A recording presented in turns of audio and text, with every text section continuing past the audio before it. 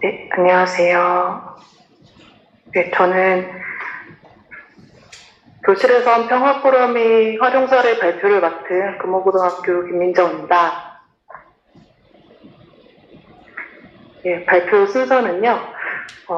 첫 번째는 학생들이 베트남에 대해서 어떻게 인식하고 있는지에 대해서 말씀드리고요. 학교 현장에서 베트남 전쟁을 가르치는데 현실적인 어려움이 무엇인지 말씀드리겠습니다. 그럼에도 불구하고 학교에서 베트남 전쟁을 이야기해야 하는 이유를 좀 생각해봐서 같이 말씀 나누고 싶고요. 세 번째는 개발된 평화 포럼이를 학교에서 활용했을 때 어떤 고민을 했고 어떤 결과가 있었는지에 대해서 고민한 부분을 중점적으로 말씀드리도록 하겠습니다. 세 번째는, 마지막으로는 평화 포럼이가 앞으로 나아가야 될 어떤 방향 이런 것들도 좀 제안하면서 마무리하도록 하겠습니다.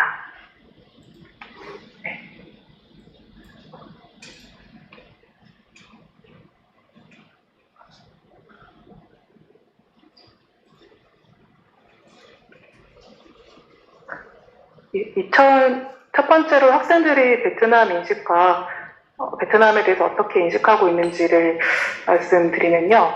2020년에 도쿄올림픽 개막식을 중계하는 방송에서 선수단이 입장할 때 어떤 각국의 당사국에 대한 배려와 고민이 부족했던 사진과 자막으로 많은 비판이 있었고 해당 방송사는 공식 사과한 일이 있었습니다. 저도 그거를 비판적으로 보기도 했지만 한편으로는 제가 역사 교사로서 수업을 할 때 어떤 국가에 대한 이미지를 조금 만들어 놓고 왜곡되게 만들고 있는 건 아닐까라는 반성도 했었어요. 그래서 2학기 개학하자마자 학생들과 이 선수단 소개를 다시 하고 그 국가를 소개하는 수업을 하는 과정에서 학생들이랑 베트남을 소개하는 그런 걸 만들려고 친구들끼리 이제 서로 학생들이 대화하는 거를 들었는데요. 한 친구가 호치민으로 가족여행을 가봤다라고 했더니 다른 친구가 야, 호치민은 사람 이름이 아니었냐라고 물어보는 그런 일이 있었습니다. 1학기 때 호치민을 배우기도 했었는데요. 그래서 학생들이 학교 교육을 통해서 배운 지식으로도 다른 나라를 인식하지만 또 이런 상관없이 별도의 자기 경험으로도 이 다른 국가를 인식하고 있어서 되게 천차만별이라는 생각이 들었습니다. 그래서 2021년에 학생들이 베트남을 어떻게 인식하고 있을까? 베트남이 자신과 얼마나 관련되어 있다고 느낄까? 그렇게 생각할 수 있는 어떤 베트남과 대한민국 학생들을 연결할 수 있는 중요한 고리는 베트남 전쟁이라고 생각했어요. 그래서 오른쪽에 보시면 현재 중등교육과정에서 베트남 전쟁을 교과 수업 시간에 배울 수 있는 교과목과 교과 단원 주제를 정리해 봤는데요. 교사마다 얼마만큼의 비중을 다루냐는 되게 상이하지만 공통적으로 베트남 전쟁을 다루기가 교사들에게는 현실적인 어려움이 많았습니다. 저희 동료 교사 선생님들께도 여쭤보고 몇 가지 내용을 정리해 봤는데요. 첫 번째는 교과서를 비롯한 교재 서술에서 어떤 베트남 전쟁에 관련해서 평화의 관점에서 서술하는 부분이 좀 부족했습니다. 현재는 좀 많이 나아지고 있는데요. 전쟁 과정을 중심으로 정리한다든지 냉전의 상황에서 국가 간의 관계를 통해서만 전쟁을 접하게 하고 어떤 개인의 아픔 이런 것들에 대한 서술이 부족하기도 해서 어떤 반전, 평화 이런 인식을 형성하는 데 많은 어려움이 있었습니다. 그래서 교사가 별도로 전쟁의 구조적 원인부터 사건, 인물을 균형적인 시각 같은 걸로 다룰 수 있는 교사학습 서습 자료를 제작하거나 찾는 데 상당한 시간과 노력이 필요했고요. 그게 여의치 않으면 그냥 기존의 교과서 서술 또는 쉽게 접할 수 있는 그런 방식대로 가르칠 수밖에 없는 현실적인 어려움이 있었습니다. 두 번째는 이렇게 평화의 관점에서 서술되지 않은 교재를 통해서 학생들이 또는 역사에서 되게 많은 전쟁을 배우는데 이 전쟁을 계속 무수히 많이 배우면서 어떤 전쟁의 참혹함, 인간성의 상실 이런 부분에 대해서 되게 무감각해진다는 생각도 들었습니다. 전쟁에서는 어쩔 수 없이 그렇게 될 수밖에 없었다라고 생각하면서 이해하고 넘어가면 어떡하나라는 우려도 있었고요. 대부분 학생들이 일제강점기 어떤 식민지 피해 사실에 대해서도 굉장히 많은 분량을 배우고 있기 때문에 어떤 역사에서 어떤 피해자의 위치, 그 부분에 대해서 공감하는 건 많지만 역사에 대해서 책임을 지는 위치에서 성찰하는 데는 굉장히 이렇게 위치를 전환시키는 데는 어려움이 있었습니다. 세 번째로는 교사의 심리적 부담인데요. 이게 가장 현실적인 문제이기도 합니다. 전쟁 당사자들이 생존해 계시고 또 학생들의 가족 중에서도 참전군이 존재하고요. 저희 동료 교사의 아버지도 참전군이셨다고 하더라고요. 그래서 생각보다 되게 주변에 많은 전쟁 관련된 참전군인 분들이 많으셔서 교사가 발언이나 어떤 비판적 평가를 잘못했을 경우에는 주변의 상처나 교육 현장의 혼란을 야기할 우려가 있다라는 스스로의 걱정이 굉장히 많이 드는 그런 주제이기도 해요. 그래서 되게 용기가 필요하기도 하고 교원의 정치적 중립성도 신경 써야 되는 그런 문제로 인해서 이 부분에 대해서 자세히 다루는 게 어려웠습니다. 그래서 어떻게 하면 학교에서 베트남 전쟁을 그럼에도 불구하고 이야기해야 되는 이유는 뭔가라고 고민을 해봤는데요.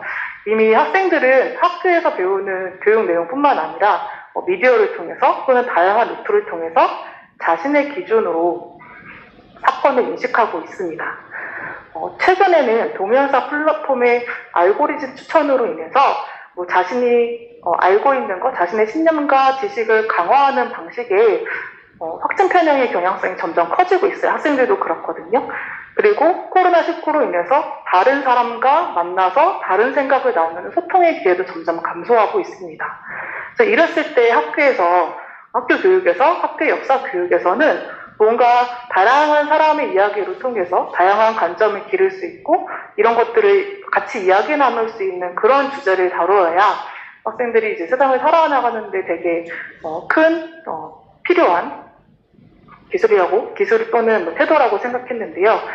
우리 사회에서 논쟁적인 것은 학교에서도 논쟁적으로 다룰 수 있어야 한다라는 그러한 교육 논의가 유엔에서든 서울시특별시 요청 학교 민주시민교육진흥조례에 있어든 이런 것들이 어떤 학교 안으로 들어와서 학생들과 자유롭게 이야기할 수 있는 그런 기반이 다져져야 된다라고 많이 논의가 되고 있고요.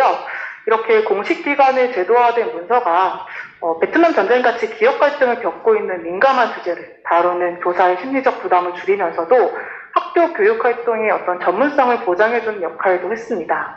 다만 베트남 전쟁 당시에 어떤 민간인 학살에 대한 반성과 사과하는 주제도 뭔가 몰랐던 사실을 알려준다든지 어떻게 사과해야 된다든지 이렇게 개봉적으로 다루는 게 아니라 학교 현장에서 논쟁적으로 다뤄야 되는 어떤 기본적인 태도가 되게 중요한 것 같습니다. 그래서 인류 보편의 가치를 중심에 두되 학생들이 이렇게 민감한 주제에 대해서 여러 가지 질문을 스스로 할 수 있고 거기에 대한 답을 능동적으로 찾도록 하는 것이 학교가 해야 할 역할이라고 생각하고요. 그 다음에 학교에서는 어떤 것을 교화하는 게 아니라 교육 활동을 해야 된다라는 그런 생각을 갖고 교사도 임해야 된다고 생각합니다. 그래서 학생들은 학교에서 다양한 의견과 가치관이 충돌하는 현실 사회를 학교와 사회가 다르지 않고 이런 것들을 자꾸 소통해 나가면서 어떤 시민으로서 필요한 기능과 태도를 기르는 것이 중요한데요. 이게 되게 이상적이지만 현실적으로는 교사인 저도 저랑 다른 생각을 접했을 때 유연하게 수용할 수 있는 능력을 한 번에 길러지는 게 아니라 학생들이랑 다른 생각을 접하면서 계속 이야기 나누면서 해야 되는 어떤 노력의 과정이 필요해요. 그래서 되게 어려운 부분이지만 점점 이러한 방향으로 나가야지 사회의 다양한 그 문제들을 같이 뭔가 좋은 방향으로 해결해 나갈 수 있는 기본 틀을 학교 교육에서 제공해야 되는 건 아닌가라는 생각을 합니다. 그런 의미에서 이제 개발된 평화꾸러미를 학교 교육에 활용을 해봤는데요. 어떤 평화꾸러미가 왜 필요하다고 느꼈냐면, 그러니까 직접 전쟁을 겪은 개인들의 경험을 통해서 학생들과 성찰하는 수업을 했을 때, 뭔가 가해와 피해, 이분법적 구도를 지향하고, 다양한 입장에서 뭔가 이것을 얘기할 수 있는 교재나 자료가 필요하기도 하고요. 평화의 방법, 그러니까 힘의 논리로 승리와 패배 이런 것을 가르는 전쟁이 아니라 전쟁을 통해서 평화를 이야기할 수 있는 어떤 목적의 수업도 필요합니다. 근데 그럴 때마다 어떤 이 세계사적 관점에서 어떤 전쟁 전체 자체의 어떤 구조적 모순을 살펴보는 것, 이런 것들도 되게 필요한 과정이라고 생각했어요. 그래서 그런 부분들 포함해서 이런 교재가 교사 입장에서 굉장히 필요했다. 그리고 수업을 하기 위해서 적절한 시청각 자료, 스토리텔링이나 일기 자료를 구해서 베트남 전쟁을 학생들과 성찰할 수 있는 발문을 만드는 것, 이런 게 굉장히 교사가 수업을 준비할 때 가장 힘든 부분인데, 평화꾸러미는 교사의 배경 지식을 조금 더 풍부하게 해주고 기존에 하지 않았던 새로운 수업을 시도할 수 있는 어떤 영감을 제공해준다는 입장에서 평화꾸러미가 의의가 있다라고 생각해요. 근데 이게 교과 수업보다는 학생들이 관심 있는 학생들이 굉장히 많이 모여있는 창체 동아리, 역사 동아리에서 활용하기가 훨씬 더 현실적으로 수월했습니다. 근데 학생들은 이런 교재를 통해서 배운 내용들을 자기가 아는 데서 그치지 않고요. 좀 더 자기 주변에 알리고자 하고 또 직접 경험해보고자 하는 그런 의지가 또 강한 친구들이 있어서 친구들의 그 경향이 있어서 학생들이 여러모로 이렇게 다양하게 활동한 것이 어떻게 보면 베트남 전쟁에서 대해서 다양한 사고를 할 수 있고 다양한 접근을 할 수 있는 원동력이 됐던 것 같습니다. 오른쪽에 보시면 5년 동안 역사탐구반 동아리 학생들이 베트남 전쟁에 대해서 어떻게 배웠는지에 대해서 쭉 정리해봤는데요. 초반에는 저도 그렇고 학생들도 그렇고 베트남과 만나는 과정이 굉장히 삐그덕거렸어요. 그래서 못 모르고 전쟁과 평화, 베트남 전쟁부터 얘기했다가 학생들이 굉장히 연민의 감정으로부터 느끼기도 했고요.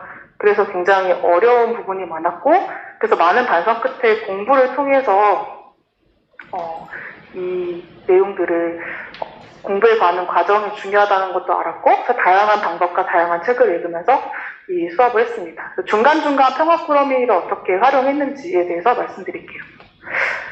학생들이 동아리 활동 열심히 하고 있고, 또 이 개발하는 과정에서도 좀 이 교재가 좀 나은 방향으로 만들어질 수 있게끔 조언하는 과정도 있었고요. 그 대표적인 게 이제 무빙툰을 만드는 과정이었는데요. 학생들이 이게 문화적으로 친숙하다 보니까 이 웹툰이 학생들이 어떻게 인식할 수 있을지 학생의 입장에서 좋은 의견을 많이 줬었어요. 그래서 그렇게 해서 만들어진 이 무빙툰은 조금 학생들에게 문화적으로 친숙했고 웹툰에 음성을 넣어서 뭔가 실감나게 인물을 이해할 수 있게 한 것이 좀 좋은 부분이었는데, 결국엔 교사가 이 두 영상을 어떤 순서로 보여줘야 되고 참전군인과 피해 생존자의 이야기들을 보고 어떤 발문을 해야 될지가 중요한 부분이라고 생각했습니다. 근데 결국에는 학생들한테 학생들이 어떻게 봤는지를 먼저 물어보면서 그렇게서부터 이야기를 나눠가는 게 좋을 거라고 생각했고요. 이 두 인물을 통해서 학생들이 자기가 있는 위치를 인식할 수 있었어요. 그래서 좀 거리가 먼 베트남 전쟁 피해 생존자보다는 대한민국에 살고 있는 참전군인에 대한 어떤 그런 그 마음의 심리적 가까움이 더 있을 수도 있겠구나라는 생각이 무빙툰을 보면서는 같이 들었고요. 두 번째는 그림책입니다. 나는 바람마을에 살아요라는 그림책이고, 이 과정에서도 이 그림이나 이런 것들을 학생들이 이제 어떻게 하면 또 좀 더 좋은 그림책이 되는지도 조언을 하면서 발전해 나갔던 기억이 나는데요. 이 평화 그림책은 전쟁과 죽음이라는 소재를 접할 때 정서적 부담을 줄여주어서 다른 전쟁을 배울 때도 학교 현장에서 굉장히 많이 활용되고요. 학생들이 그림책을 같이 읽는 것을 고등학생임에도 불구하고 굉장히 좋아합니다. 특히 문해력이 좋지 않은 학생들한테도 쉽게 접근할 수 있다는 게 굉장한 장점인데요. 근데 이것은 장점이기도 하지만 단점이기도 해요. 왜냐하면 배경 지식이 없는 학생들한테는 그냥 단편적인 옛날 이야기로만 남을 수 있고, 이 그림책을 베트남 전쟁을 가르치기 위한 단순한 동기 유발 자료로만 활용한다면 그냥 이건 불쌍하고 안타까운 이야기라는 감정만 남길 우려가 굉장히 큽니다. 그래서 이 그림책을 활용할 때는 사전에 베트남 전쟁에 대한 학습을 충분히 한 후에 그림책을 활용해야 이 그림책을 활용한 목적이 잘 좋고 학생들한테도 의미 있는 교재로서 기능할 거라고 생각하는데 또 그만큼 베트남 전쟁의 가를 사전학습을 하는데 시간이 많이 걸리니까 실제 교과 수업에서 활용도는 많이 높지 못했고요. 동아리 정도에서 공부가 좀 더 끝났을 때 같이 활동할 수 있는 그런 자료 활용이 되었습니다. 근데 이제 이 동화책, 그림책 끝에 후속 활동이 안내되어 있는데요. 그 중에서 좀 의미 있었던 거는 위령비 만들기였습니다. 베트남 마을에 위령비를 세운다면 희생된 베트남 사람들에서 어떤 모습, 어떤 이야기가 담긴 위령비를 만들지 상상하고 직접 그려보는 활동을 학생들이 할 말인데요. 학생들은 역사를 배울 때 무수히 많은 전쟁과 무수히 많은 죽음을 배웁니다. 교사인 저도 어느 순간 이 전쟁은 얼마만큼의 피해자나 사상자가 있었고 또 얼마나 큰 규모의 전쟁이었는지를 알려주는 그런 식으로 수업한 적도 많았는데요. 그래서 점점 이렇게 죽음에 대해서 무감각하거나 학생들이 죽음에 대해서 생각해보는 기회가 적지 않았나라는 반성을 했었어요. 근데 이 위령비를 만들면서 역사에서 배우는 죽음을 어떻게 받아들이고 학생들이 이 죽음에 대해서 어떤 마음으로 애도해야 되는지를 위령비 문구를 친구들과 함께 작성하면서 조금 느낄 수 있었다는 거, 그런 부분에서 좋은 활동이었던 것 같습니다. 조금 하나 더 제안하자면 그림책을 읽고 난 후에 학생들의 위치를 다란 마을에서 일어난 일을 모두 지켜본 이 야유나무의 위치에서 생각해보면 어떨까라는 생각을 합니다.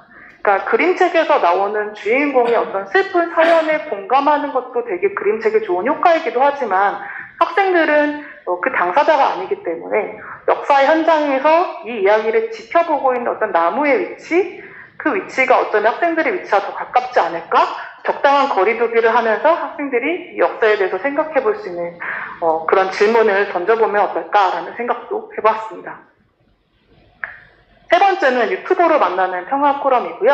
아까 소개하셨던 양정석 찬정군인 분의 인터뷰 영상을 학생들과 2020년, 2021년 코로나로 인한 원격 수업 기간에 많이 활용을 했었어요. 그래서 유튜브는 학생들이 굉장히 자주 접속하는 동영상 플랫폼이기도 해서 이 공간에서 적절한 동영상 기류로서 학습 자료를 제공할 수 있다는 것에서 굉장한 장점을 느꼈고요. 참전군인의 직접 경험을 통해서 전쟁의 심각성을 느낄 수 있었다고 합니다. 아까 소개했던 귀국반스 언박싱? 그런 콘텐츠를 되게 흥미로워했고요. 시레이션이라는 것을 보고 이게 학생들이 어렸을 때 자주 봤던 애니메이션 검정고무신에 이런 게 나왔다고 해요. 저도 찾아봤는데 그래서 실제 모습을 보니까 신기했고 생각보다 되게 많이 들어가 있는 게 많았다. 그러면서 아이들이 이것에 대해서 갖고 있는 기존의 기억과 참전군인 분의 이야기가 만나서 조금 세대 간에 조금 이야기가 통한다, 소통한다라는 느낌이 들었던 콘텐츠였습니다. 저는 이거를 이제 학생들한테 원격 수업으로 보여주고 그다음에 이제 거기에 대해서 질문에 대한 대답을 하게 했는데요. 그러면서 같이 보여준 것은 BBC 뉴스 코리아에서 나오는 끝나지 않은 베트남 전쟁의 유령이라는 영상이었습니다. 여기에서는 참전군인 유진성 씨라는 분이 나오셔서요. 응우의 티탄이라는 베트남 전쟁 피해 생존자 분과 같이 식사를 하고 뭔가 이제 서로의 마음을 얘기하는 그런 장면이 나왔어요. 학생들이 그걸 보고 과거를 반성하고 진실을 말하는 어떤 미래 세대를 위해서 노력하는 이 분의 모습이 되게 멋있었다라는 얘기도 했었고요. 학생들한테 그럼 참전군인 분을 직접 만나면 어떤 이야기를 하고 싶은가라고 했더니 만약 지금의 기억을 갖고 그 당시로 돌아간다면 또는 20살 때로 돌아가신다면 다시 참전하실 건지에 대해서 여쭤보는 물음도 있었습니다. 그래서 생각보다 학생들은 우리 가족 또는 우리 이웃인 참전군인에 대한 이야기를 많이 궁금해한다라는 생각도 했습니다. 변호사의 시민평화법정을 중계하는 그런 콘텐츠를 학생들이 봤을 때는 약간 전문성을 느꼈고요. 변호사님들이 나오고 설명을 해주니까 전쟁에서도 꼭 지켜야 될 어떤 인도주의 원칙이 있다라는 것을 국제임대법을 통해서 알 수 있었다. 그래서 어떻게 하면 어떤 이런 전쟁에 관련된 당사자 모두가 인정할 만한 판결을 내릴 수 있을까 물어보는 학생도 있었고요. 이 변호사님들께 직접 시민평화법정을 왜 진행했는지, 어떤 어려움이 있었는지 궁금해하는 친구들이 많아서 저는 이분들을 학교에 정말 좀 더 많은 얘기를 듣고 싶다라는 생각도 들었고요. 반면에 이렇게 직접 오실 수 없을 때, 학교에 오실 수 없을 때 유튜브라는 콘텐츠에서 이분들의 이야기를 들을 수 있어서 이 유튜브 콘텐츠가 학교에서 좀 더 만남의 기회를 확장시켜준다라는 생각도 했습니다. 그렇지만 재판의 결과가 곧 역사적 진실이 아니기 때문에 베트남 전쟁 당시의 민간 역사를 법적 문제에만 초점을 두고 수업하는 것을 지향해야 된다고 생각하고요. 법과 역사는 다르다는 것을 먼저 인지한 상태에서 시민평가법정 학생들과 이야기를 나누는 게 중요하다고 생각했습니다. 그래서 네 번째는 플러스 인권 평화로 만난 헌법 이야기입니다. 그 중에 내가 만드는 학생평화법정이라는 교육활동이 소개되어 있는데요. 학생들은 자기가 직접 뭔가 참여해서 직접 성취해냈다는 것을 굉장히 의미 있게 생각하고 되게 의미 있는 경험이라고 생각합니다. 그래서 이 학생평화법정, 모의 재판으로 이 활동을 하면 학생들이 베트남 전쟁이 개인의 삶에 어떤 영향을 끼쳤는지, 그 다음 베트남 전쟁에 대해서 현재 대한민국과 피해 성생자분들이 어떠한 쟁점을 가지고 이야기가 오가는지에 대한 그런 구체적인 사안들에 대해서 파악하는 데는 굉장히 도움이 되고요. 이 교재에는 대한민국 헌법 조항이 제시되어 있는데 그 중에서도 대한민국 헌법에 외국인도 국제법과 조약이 정하는 바에 의해서 그 지위가 보장된다라는 그 내용을 굉장히 생소하게 느꼈지만 되게 중요하게 보기도 했습니다. 그래서 이렇게 조금 헌법을 보면서 인권을 생각하고 베트남 전쟁을 생각할 수 있는 교재로서는 굉장히 중요하고요. 조금 더 보완이 된다면 세계사에서 전쟁이 일어날 때마다 이런 중요한 헌법이나 인권적 가치가 제 기능을 하지 못하는데 그럼 베트남 전쟁에서 많은 희생을 가져왔었던 어떤 국제사회적 배경은 무엇이었을까, 이런 것들도 학생들과 이야기할 수 있는 자료가 좀 많다면 학생들이 베트남 전쟁을 제대로 이해하는 데는 도움이 될 거라고 생각했습니다. 저는 2018년에 학생들과 이미 진행된 시민평화법정의 속기록을 변호사분께 받아가지고 학생들이랑 1시간 반짜리의 대본을 만든 적이 있었어요. 근데 그때도 참고 자료가 별로 없어서 시민평화법정 영상이나 아주 방대한 속기록을 보면서 거의 한 달여간 시간을 들여서 대본을 작성했거든요. 그리고 실제 평화법정에 등장하지 않았던 참전군인 분들의 이야기도 넣으면 어떨까 학생들이랑 논의하고 거기에도 추가적으로 자료를 조사하면서 대본을 구성하는 되게 오랜 시간이 필요했습니다. 근데 지금은 지금 나온 교재로는 그런 어떤 기초 자료가 없기 때문에 어떻게 이거를 대본을 작성하는지에 대한 어려움이 크실 것 같아요. 그래서 그런 부분에 대해서 조금 보완을 했으면 좋겠다. 대본을 잘 작성할 수 있는 방법이 뭘까? 근데 2021년에는 2018년 학생들이 만들었던 대본을 그냥 재연만 하는 그런 식으로 접근을 해봤는데요. 학생들은 그 짜여진 대본에 의해서 자기가 역할을 했다는 것만으로도 되게 의미 있다고 생각했는데 아무래도 스스로 대본을 작성하면서 생각하는 것이 이것의 교육 효과가 더 커지는 것 같다고 생각했습니다. 그러면 이 문제를 법정, 모의재판극을 통해서 진행하려고 할 때 고민되는 지점, 교육적으로 생각해야 될 지점들이 있었는데요. 첫 번째는 증언을 재현하면서 전쟁의 기억을 말하는 것이 정서적으로 학생들한테 부담이 올 것 같다는 생각했습니다. 그래서 피해 생존자분들의 어떤 끔찍한 고통, 참전군인 분들의 전쟁의 기억, 이것을 실제 학생들의 입을 통해서 말하는 것 자체로도 굉장히 큰 부담이 올 거라고 생각해서 교육적 효과로는 그렇게 좋지 않다고 생각했어요. 그래서 만약에 평화법정 할 때는 그냥 증언 영상을 보는 방식으로 대체할 필요가 있지 않을까라는 생각을 했고요. 해외에서는 역할극을 통해서 이렇게 대량학살 피해자에 대한 학생들의 공감을 조성하려는 시도가 학부모의 반발에 부딪히고요. 사회적으로도 큰 이슈가 생겼다고 합니다. 학생들은 물론 동료 교사나 관리자, 학부모에게 이 수업을 하기 전에 이 수업의 교육적 목적과 이런 의도, 이런 것들을 잘 설명해주고 사전에 이해를 시켜야 교사가 원하는 어떤 수업의 목적을 잘 달성할 수 있지 않을까라는 생각을 했어요. 그리고 이 학생평화법정 수업이 조금 더 의미 있으려면 재판극, 최근에 나왔던 재판극이 있었거든요. 별들의 전쟁이라는 재판극에서 거기에 나오는 연극에 등장하는 인물들이 그 전쟁 당사자뿐만 아니라 그 전쟁과 연루되어서 현재를 살고 있는 다양한 인물들이 등장했어요. 뭐 현재 대학생도 나오고 현재 제대한 청년도 나오고. 그래서 이 대본을 구성할 때 전쟁 당사자가 아니라 베트남 전쟁을 학교에서 배운 그냥 고등학생 역할로도 재판에 참여하는 인물처럼 그 배역을 만든다면 학생들이 직접 겪지 않은 전쟁 경험을 재현하면서 느끼는 어떤 연민이나 심적 고통, 공감 이런 것보다는 함께 역사를 같이 만들어간다는 연대의 마음을 이런 역할을 통해서 느낄 수 있지 않을까라는 생각을 했습니다. 그래서 이 평화법정을 재현하는 이 재판극을 만드는 게 굉장히 0부터 시작하기는 굉장히 어려운 부분이지만 저는 이 재판극 같은 희곡에 대본집이 좀 나왔으면 좋겠다. 그래서 그거를 학교 현장에서 조금 변형하면서 나왔으면 좋겠다라는 생각도 최근에 연극을 보면서 들었던 생각입니다. 마지막으로는 평화꾸러미의 학교 그 사례 중에 전쟁기념관 얘기가 굉장히 많이 나왔는데요. 저도 2018년과 21년 두 차례 학생들과 전쟁기념관을 갔습니다.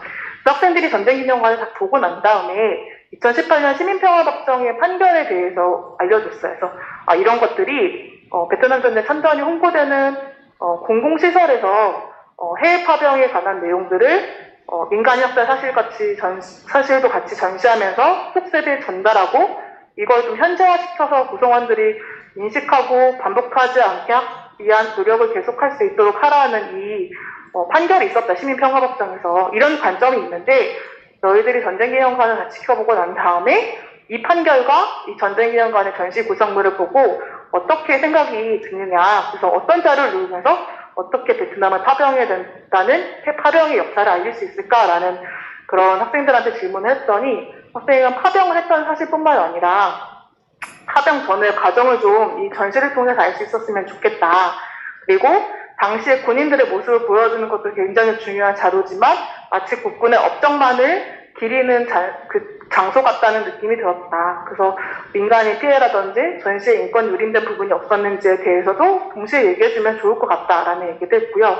실제로 제가 학생들이랑 같이 봤을 때 이 전쟁기념관은 가족 단위의 관람객들이 굉장히 많이 오는데 아주 어린 자식한테 부비트랩의 설명을 해주시는 어머니가 계셨던 거예요. 그래서 조금 이 공간이 교육의 공간이 맞는가라는 의문도 들었거든요.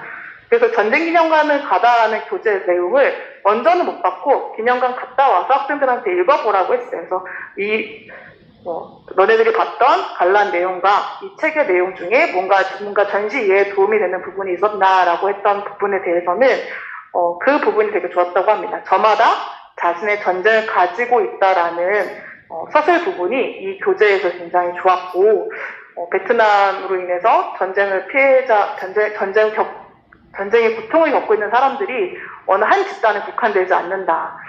그 가족의 가족, 피해자가 피해자를 낳고 그래서 전쟁에 대해서 굉장히 성찰하고 다양한 사람들한테 영향을 미친다는 것을 이 교재를 보고 좀 더 이해할 수 있었다라고 해요. 그래서 대신에 좀 사진 자료가 있었으면 좋겠다라는 학생들의 의견도 있었습니다. 네, 교재에서는. 네, 마무리할 건데요. 해플리 에버부터 네. 그 이후로 영원히 행복하게 살았답니다. 학생들이 어렸을 때 봤던 동화책이 항상 마지막은 이렇게 끝나잖아요. 영원한 행복으로. 근데 이 최근에 봤던 재판극 별들의 전쟁에서 참전군인의 대사 중에 뭐가 있었냐면 사과를 했다. 우리한테 대체 뭘 발언한 거냐.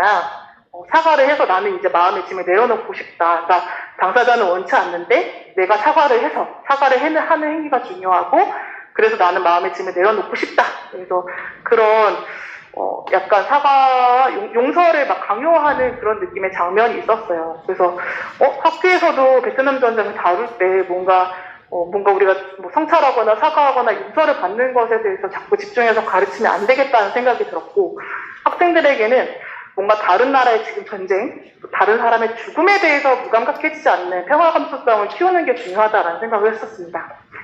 그래서 우리가 이 베트남 전쟁을 배우는 이유 중에 하나는 과거 전쟁 과정에서 일어난 어떤 비인간적인 일들을 기억하고 또 기억해서 어떠한 위기의 순간에서 우리가 인간성을 상실하지 않도록 노력하는 것이 필요하다라는 생각을 했었고요. 저희 동료 선생님이랑 제가 중요하게 봤던 유네스코 헌장의 한 문구인데요. 전쟁은 인간의 마음속에서 생기는 것이므로 평화의 방벽을 세워야 할 곳도 인간의 마음속이다. 라는 헌장의 문구 중에 이게 되게 마음에 와닿는데요. 교육 현장에서 중요한 것은 학생들이 이렇게 평화의 방벽을 세울 수 있는 일이라고 생각합니다. 평화 꾸러미가 그 벽돌의 역할을 해줄 거라고 생각하고요. 교사들은 학교 현장에 맞는 고민을 더하면서 그 벽돌과 벽돌 사이의 이음새를 잘 만들어서 학생들이 벽을 잘 쌓을 수 있게 도와주는 역할을 할 수 있을 거라고 생각해요. 그래서 평화는 동화의 결말처럼 영원한 행복이 아니고 조금 불편하고 또 시끄러울 수 있지만 서로 다른 이야기를 담은 벽돌들이 조화를 이루면서 또 하나의 벽으로 이어지는 평화의 방벽으로 이어지는 세상을 평화 꾸러미 교육을 통해서 앞으로도 바라보고 싶다는 말씀을 드리면서 마무리하겠습니다. 네, 감사합니다.